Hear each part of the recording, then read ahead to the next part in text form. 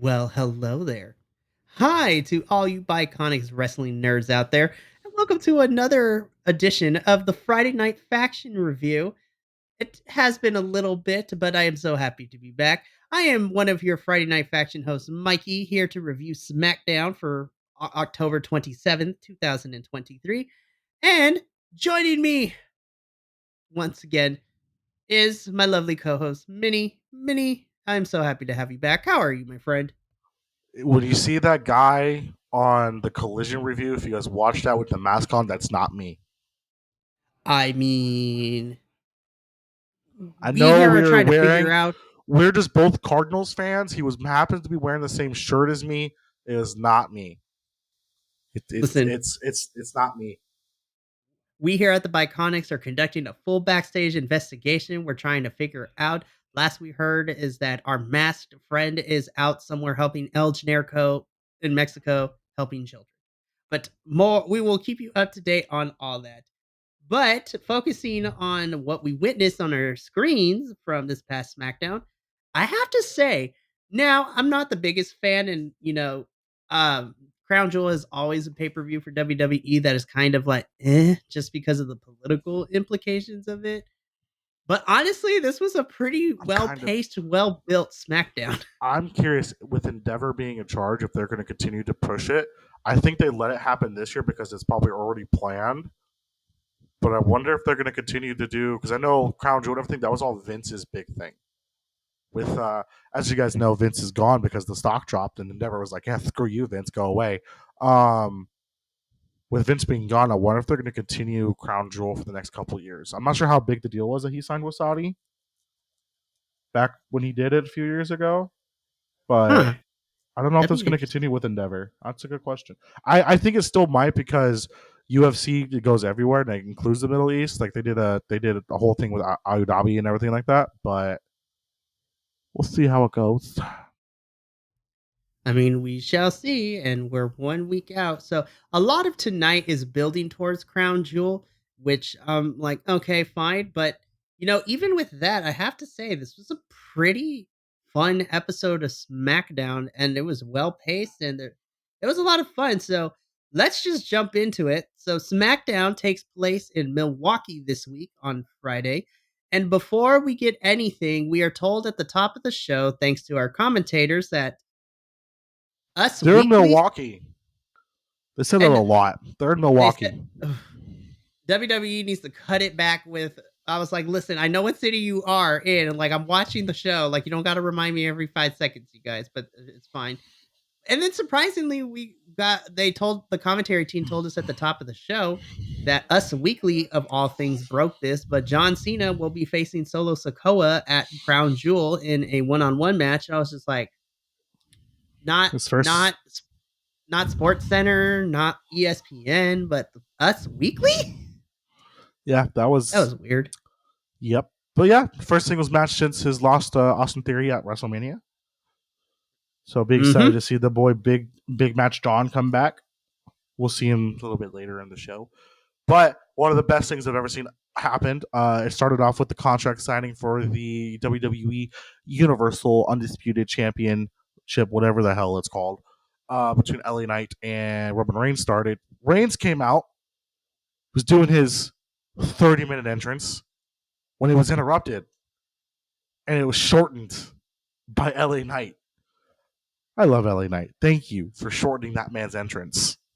Seriously, as soon as it hit, I was like, all right, I got like 15 minutes. Let me go to the bathroom. Let me go make a sandwich real quick. Like, let me check my emails. And then LA Knight's music hits like not even a minute into Roman's theme, and then he just walks past him, heads towards the ring. I was just like, LA Knight, I know you're going to lose that crown jewel, but thank you for making it entertaining to deal with this man. But you are absolutely right. Both men head down to the ring.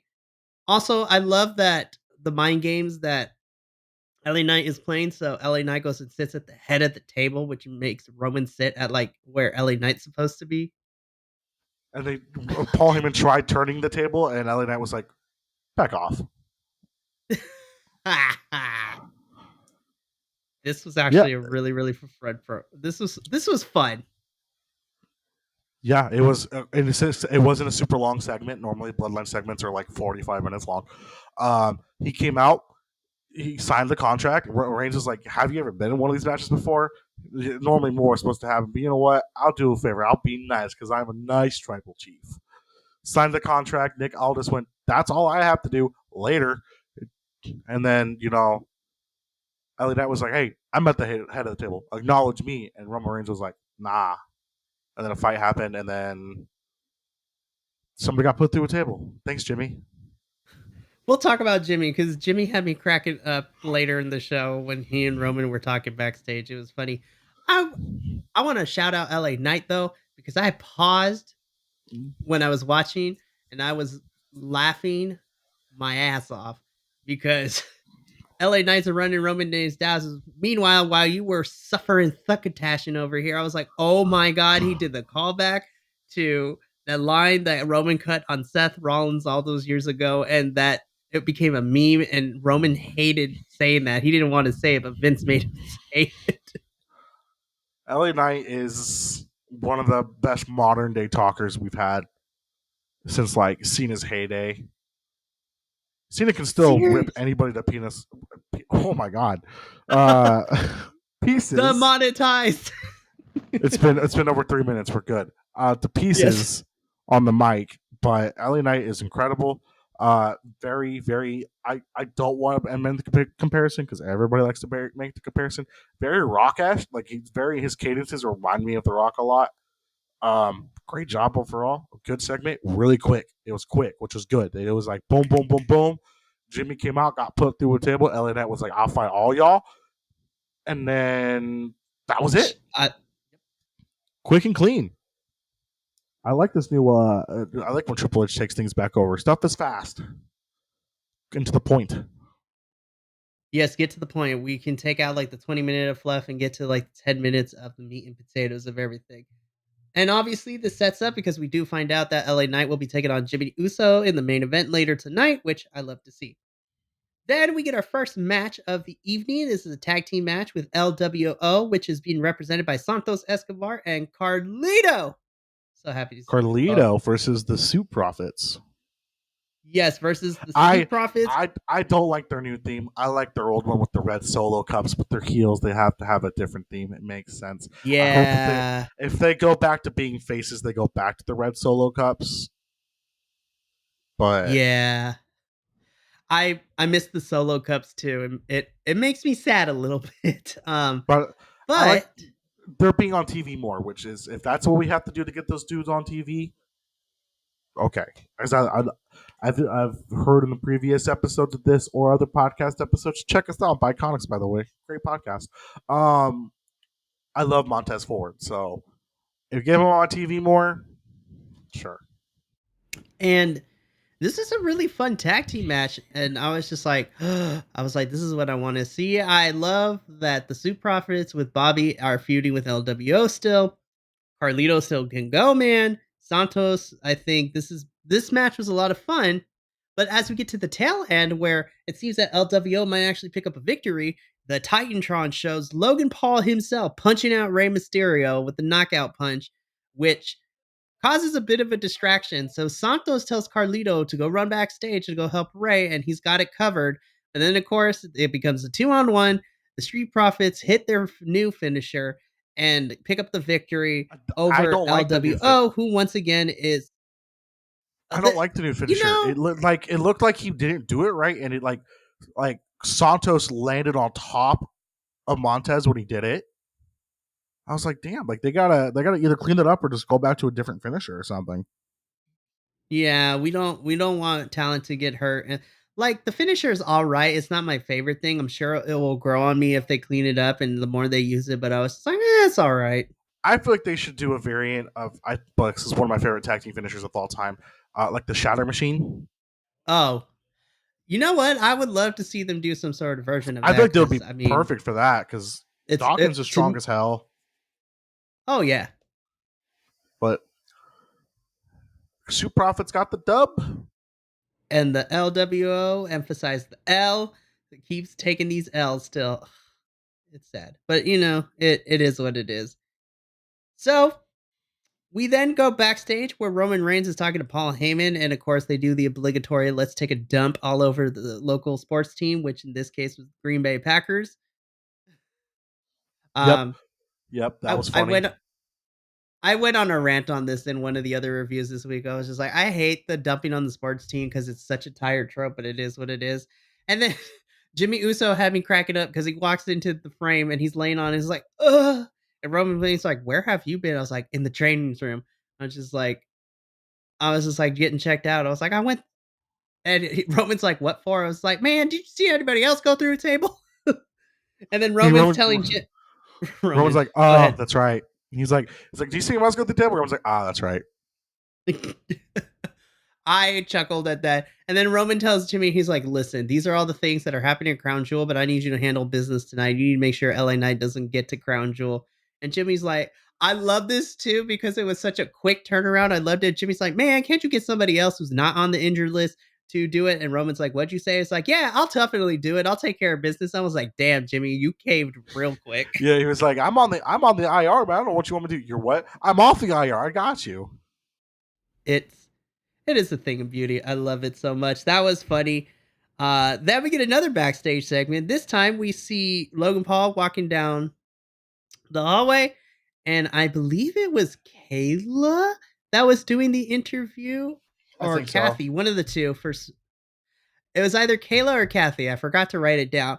But they interview Logan Paul here, and basically Logan Paul's being what Logan Paul is best for being is kind of a douche. So I was like, he took the microphone away. I was like, ooh, don't do He that. was That's like, he interviewee. was, he was like, why'd you do that? Well, you got to expect unexpected. Got your microphone. My bad. Here, have it back. I thought that was funny. It was. I was like, it's fine because you're supposed to hate Logan Paul. And then I was just like, ooh, what's happening here? So Logan Paul walks through the hallway for a little bit, and then he come across as Kevin Owens, and they just have a stare down. And Logan's like, nice shirt, and then walks off because Kevin Owens is wearing a Rey Mysterio shirt. And I'm sitting here, I'm like, if Kevin Owens, can we get Kevin Owens to beat the tar out of Logan Paul in a match? Because that'd be kind of fun. Then it cuts to Grayson Waller and Austin Theory and talking to Kevin Owens. Kevin's like, I could punch you both in the face. They're like, no, you can't. He's like, yeah, I totally can. And then everybody comes in. Jamie Noble comes in and separates him. Goes, I could totally punch both in the face. Jamie's like, I think you could. And then it separates, and then he punches them both in the face. And they're like, oh, I and you know. hear KO go, I told Jamie, you. Jamie, I did. I punched them both in the face. I love So, Kevin like, I Owens. actually like Austin Theory. Yeah, I love Kevin Owens, and I also been digging Grayson Waller and Austin Theory as this like really heel tag team, like duo kind of thing too. I think it's great. Oh, they're perfect together. I think that is such a good pairing. It really, really is. And Kevin Owens is just funny as all get go, and anything he does is so great. I love Kevin Owens. He's honestly, this segment alone shows me he's doing a lot better on SmackDown than his friend Sami Zayn is currently on Monday Night Raw, who's kind of struggling a little bit right now. I don't know why they separated them. That kind of sucks. But I don't know either, but Sammy's struggling. Like me and me and Luis talked about it on Monday Night Raw. Which, by I the way, go check out that review. totally should be on that show too, but I'm not because I get busy. Well, it's It's a fair, good thing but Luis is there too now. honestly, like I wanted to get him more involved, and so now he'll be on Um, Raw and Collision, I so you'll get to I see more of sh- his I, sh- beautiful yeah, face as I well as should I our should beautiful faces. I should be there tomorrow on Tuesday. Yes. Honestly, I want all three of us to be in the room because we gonna talk a lot about some stuff. Speaking of talking, backstage we see an interview with SmackDown's newest acquisition, Dragon Lee. Which, oh my god, this dude he impressed main roster so much. They're like, all right, we're gonna take you out at NXT, bro. Like, you got this. Like, let's go. They So he's impressed the so much. Hold on, they impressed so much they gave Cedric Alexander a video package just for Dragon Lee to beat him. Well, okay, so I'm going to talk about this because I think because I know and we know that Cedric Alexander is the Triple H guy.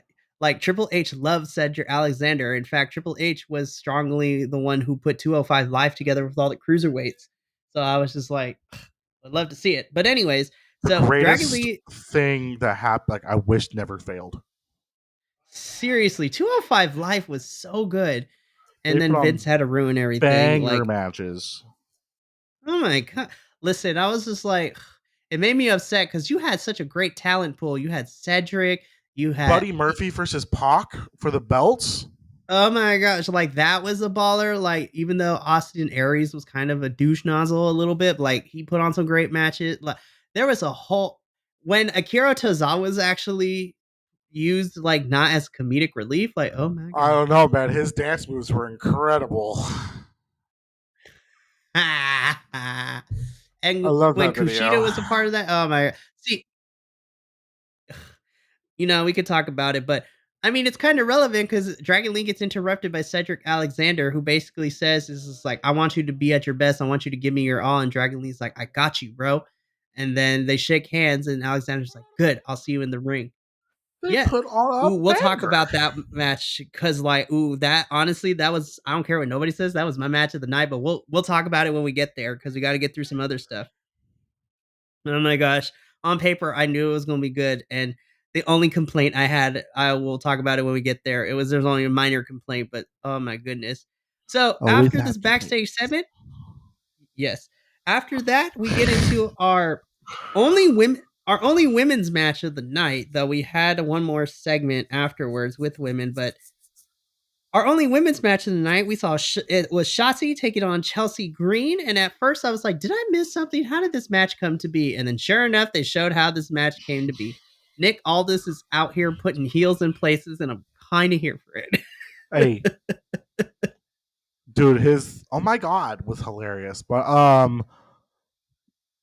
Professor, your girl Shotzi was here and she got a dub. Hope you saw it. Man, Professor, you missed a hell of a week with Shotzi. She got to host Halloween Havoc. Her and Scarlett like did 3 costume changes that were great. She got a win here on SmackDown. You're missing a lot, bro.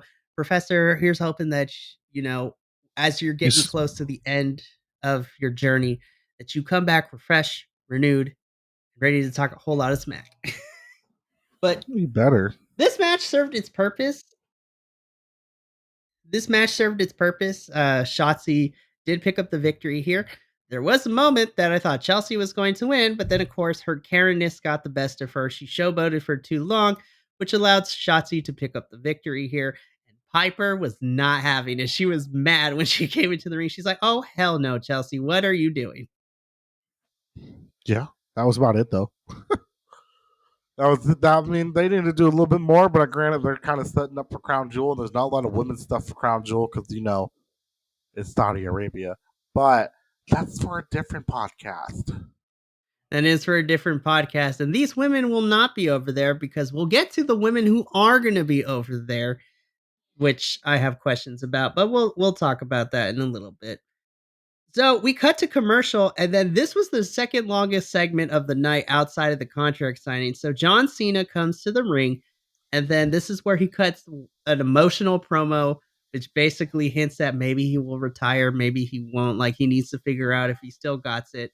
And then Paul Heyman comes out, and I think this is the best Paul Heyman has ever been on the microphone. And that's saying something because I usually like when Paul Heyman talks. But my God, this man was speaking some facts. It was one of the few times where I feel like John Cena was out promoted. And I was just like, it was a perfect person to go up on the mic with when you have Paul Heyman and John Cena in the ring on a promo. I was like, it's so beautiful. But Paul Heyman just runs down Cena's accolades and he talks about how Cena has done it all. He has traveled the world, he ascended into stardom.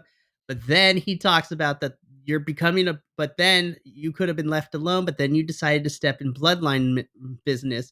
And so I'm delivering a message from the tribal chief to let you know that you are not going to make it out of Saudi Arabia. And then he gets dark with it. He's just like, it's not your skills. It's not all the things you do in your spare time. It's not your acting in movies. It's just like, you want to know what your dangerous weapon is, Cena? It's your ability to talk on the microphone. You inspire people. You can cut people down with your words. But when we take that, when at Crown Jewel, when Solo Sokoa Samoan spikes your throat, you're going to lose your strongest weapon. and then you are just going to become a memory. And as he's talking, the crowd begins to yell for John Cena to turn around because Solo Sikoa hops into the ring, beats down Cena, and then hits him with a Samoan spike for this little segment to end in the way that it did, with Cena on the floor, Solo Sikoa standing tall, which tells me I think Cena's winning that crown jewel probably. I mean, we'll see, but Minnie, normally I don't like these long promo segments, but my god, I actually really enjoyed I this would. one. I actually, yeah, listening. That was, as I've said many of times before. I'm not a big fan of promos. I want to watch wrestling, and that's what I'm here for. But this one I was like, okay, John Cena. Like, this is one of the few times where I've actually like didn't like John Cena's promo. It felt a little campy. Of I gotta do it better. I gotta win. Like he was doing it for the kids. Um, Paul Heyman came out and tore the roof off with his promo. Ended very well, and it still was a little bit longer, but was still short and to the point, which was great because it allowed us to segue straight into the next portion without I'd be like, "Oh, my brain." I know. I mean, man, like you said, I agree with you. It takes a certain level of performer and performance to be able to out Mike John Cena, who has shown time and time again he is one of the best on the mic, and he can cut promos that are amazing and is awesome. Man, Paul Heyman was for me. Paul Heyman was MVP in this segment. Like, I was enthralled with everything he was saying. I was like, I need to know if he actually wrote this down or is this off the cuff, because I'm impressed either way. It was good. It was nice seeing Paul Heyman not being incredibly gay for Roman Reigns for a little bit too. Yeah, I was happy to see the homoeroticism was taken out, and this is the Paul Heyman I like to see, the more serious kind of manager type, and not the yes, my tribal chief, I'm yo little bitch. Do But you need me to get you a drink, my tribal chief? Do you need me to suck your ear, tribal chief? Like this dude is, huh? yeah, this was a return to form of the Paul Heyman that we got when he was managing Brock Lesnar. Like, oh, I'm about to hype this man up, and you about to die. I was like, cool, I'm actually here for it. Speaking of things that I was also here for, I've been watching wrestling for a little bit, and so LA Knight is backstage, like in like the set area. I was like, what kind of 90s-esque WWE promo style is this? Like, man is already oiled up and sweaty, and this is like he's cutting a promo backstage. I was like, this is like reminiscent of like the 90s. I was like, what is happening with this show, man? And it was dope. It was.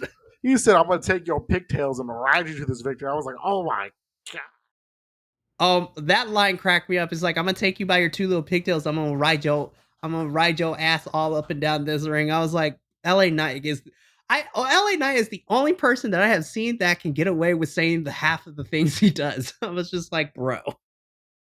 Because everybody loves it.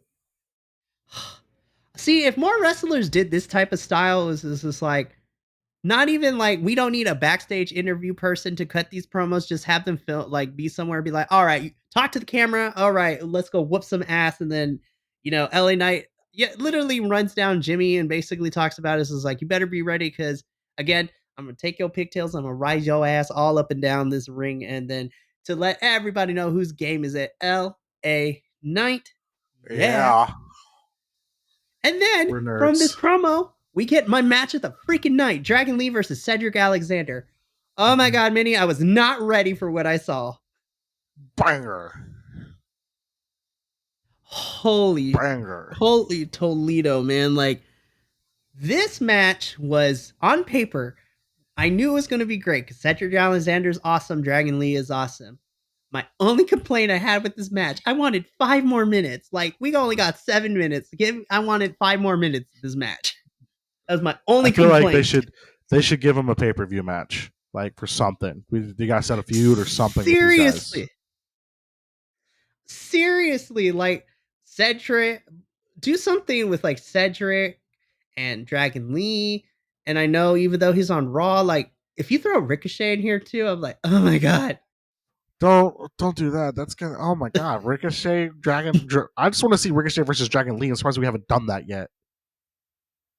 Seriously, you know what? I mean, Dragon Lee technically has not been here that long. He hasn't been signed with WWE for long, but even still, I'm just like, listen, if this is what we're gonna get from Cedric and Dragon Lee, I need more cruiserweight type of matches. Like, I need y'all Well, I think Triple H is going to do something with it because he loves his little cruiserweights.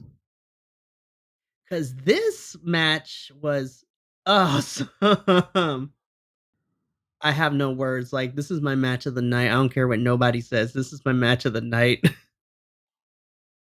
And it made me so. I'm just happy to see Cedric Alexander get screen time because, like, I'm gonna be honest. I was surprised he wasn't cut when they let go of the talent last month.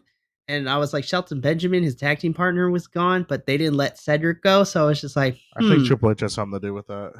I think so too, because like I mentioned previously earlier in this review, Cedric Alexander is a Triple H guy because Cedric comes from the 205 Live era, and that was Triple H had a hand in putting that division together, as well as having the cruiserweight, like the cruiserweight tournament too. I miss all those guys because like him and TJP and to a certain extent, and like we talked about it already, but I miss 205 Live because those matches were amazing. And then when Vince got his hands on it, he ruined it all. Oh, Like everything else. We could have had more Dragon Lee Mustafa Ali. That one still hurts me. That was such a weird cut. Oh, that one hurt me, but I have to get over it. So after this amazing match, we get a recap of what happened last week on SmackDown, where Charlotte took on Io for the WWE Women's Championship match. Which, by the way, we didn't have a review on that one, but I want to say that match was a lot of fun. It was the main event, and it got 20 whole minutes. So Triple H, please give us more 20-minute women's matches because, yeah, yes, please. I love to see it. Which then led into Bianca. Wait, Go ahead. I can't believe this is Space Me. They're setting up for. Can we get a women's Survivor Series War Games of Bianca Belair, Charlotte Flair's team versus Damage Control plus a person? I mean, I would love it. I mean, That throw looks. Oscar on that Survivor team. Series is Like, coming up. It looks like that's what they could be doing. so, okay, so a peek behind the curtain. So, according to what I could find, according to the wrestling reports, allegedly, because nothing has been confirmed yet, we are getting a War Games match. We are definitely having a men's War Game, which I believe is going to be the Judgment Day boys and the team of KO, Sammy, Cody, Jay, and somebody else.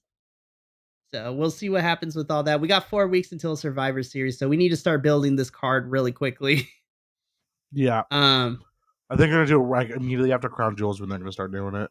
well, they have to because after Crown Jewel, we literally have 3 weeks until Survivor Series. The only reason I know that is because once Crown Jewel is over, it's 2 weeks until Full Gear for AEW, and then it's 3 weeks for Survivor Series. So we need to figure it out because I'm also interested to see, and this is like a long ways away, but once Survivor Series is over, we pretty much have 8 to 9 weeks because the next pay per view isn't until January, and that's the Royal Rumble. It's almost Mania Like, season. we're entering Mania season because we got Royal Rumble in January. We have the Elimination Chamber in February. And then also breaking news last week, yeah, late last week, we got confirmation that WWE already scheduled their August pay per view, Bash at Berlin. So they're going to be having a pay per view in Germany in That's cool. August, which That's is like cool. 6 days. And the date they selected is literally 6 days after AEW's All In London show. I was like, damn it, you guys. It's The crazy. competition. Seriously. But we got the recap of Charlotte versus Io with a distraction from Bailey, which allowed Io to retain the title, which also recapped the return of Bianca Belair, who has been gone for a little bit, which I'm like, good. I'm glad that Bianca got some time off. I was just like, let her rest up because she nonstop had that long title reign. Yeah, she was not. She She was needs, getting busy, yeah, she was. constantly working. Yeah, so let her rest, but also for the audience. I know everyone was getting tired of seeing her, so this time away from television is good because she comes out, the crowd eats it up.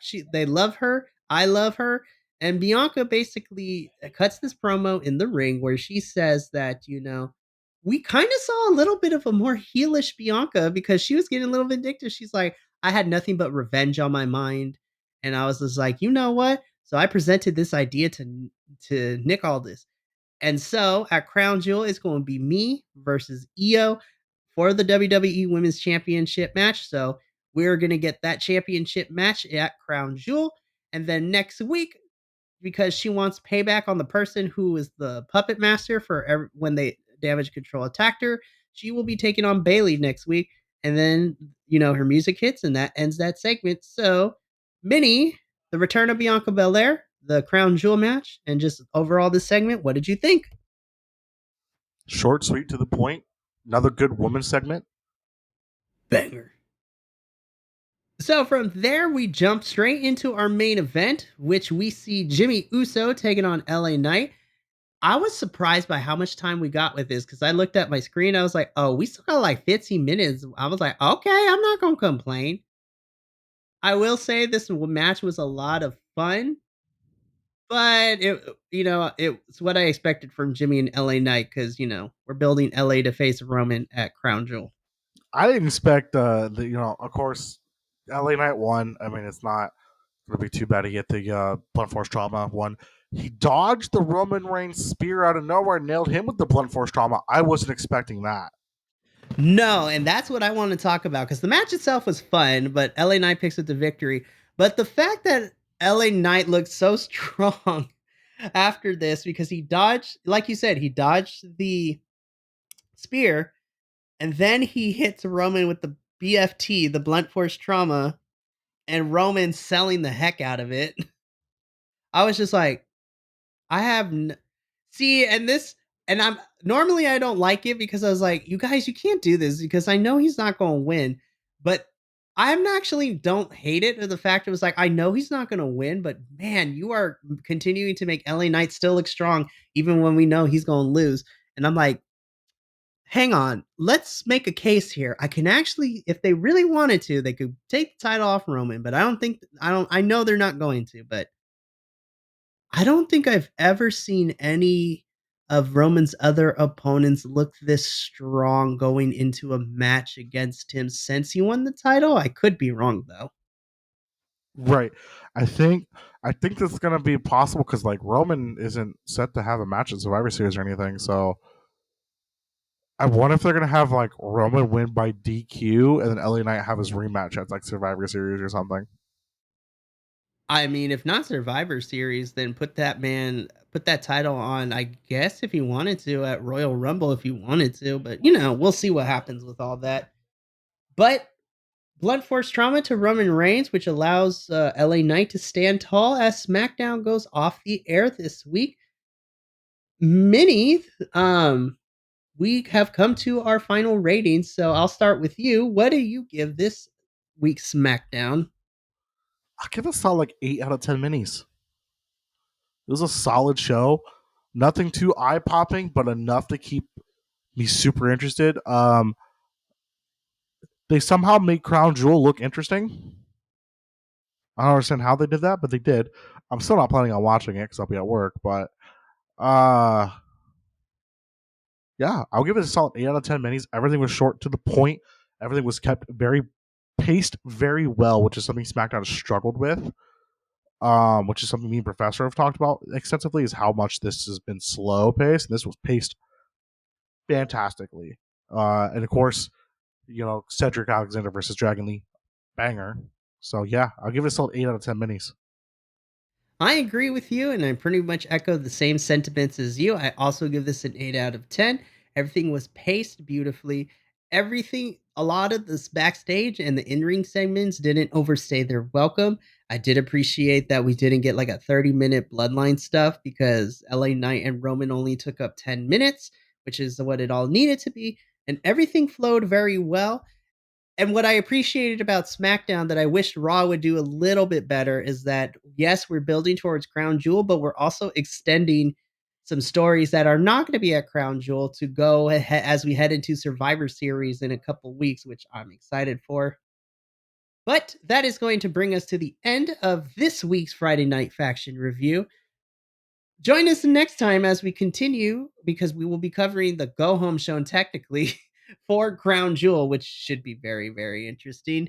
But if you like these Friday Night Faction reviews, you can check out the other ones, as well as the rest of our weekly wrestling television and pay per view reviews here on the Biconics YouTube channel.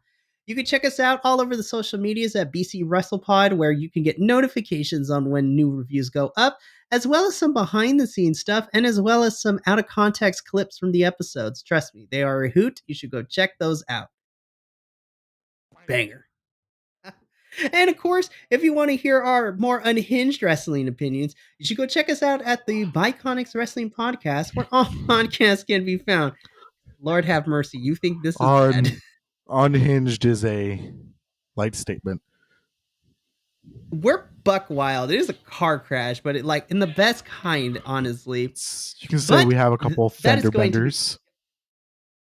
Yes, we have a couple of fender benders. Go check out the collision review if you want to know what that was all about. But go check for Was not me. continuity.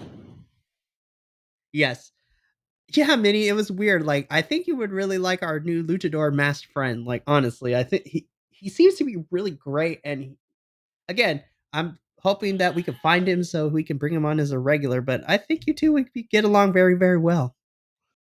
We'd love to We'll see it. see. But yeah, we shall see. But that is going to be it from myself and Minnie here from Friday Night Faction, and via in spirit with us, the professor. The three of us thank you for tuning into this weekly edition of Friday Night Faction. And from us three and the rest of the Biconics guys, remember, take care of yourself, love one another, and as always, stay beautiful. Stay Biconic, you beautiful bastards. And until the next review, we'll see you later. But until then, ta ta for now.